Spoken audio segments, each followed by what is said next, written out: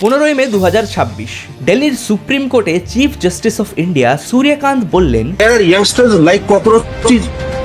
They don't get any employment. They don't have any place in profession. Some of them become media. Some of them become social media. Some of them become RTI activists. Some of them become another activists. And they start attacking him. তার এই কথাটা নিয়ে বিতর্ক শুরু হলো।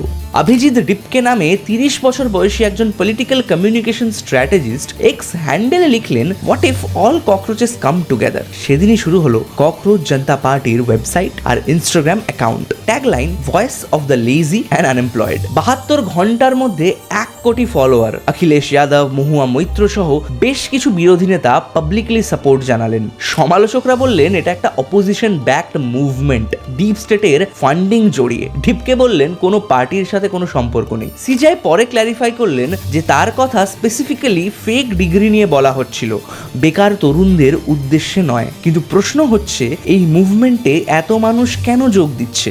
Report বলছে 15 থেকে 25 বছর বয়সী 40% মানুষ বেকার। 6 কোটি 30 লাখ গ্র্যাজুয়েটের মধ্যে 1 কোটি 10 লাখ কোনো কাজ পাননি। ডিগ্রি শেষ করার পরেও মাত্র 7% স্থায়ী বেসরকারি বা সরকারি চাকরি পান। পাশাপাশি সাম্প্রতিক বছরগুলোতে exam paper leak, recruitment scam একের পর এক সামনে এসেছে। তোমার কি মনে হয়, এই মুভমেন্ট কি সত্যিই কিছু বদলাতে পারবে, নাকি একটা সোশ্যাল মিডিয়া পেজ হিসেবেই থেকে যাবে? কমেন্টে জানিও।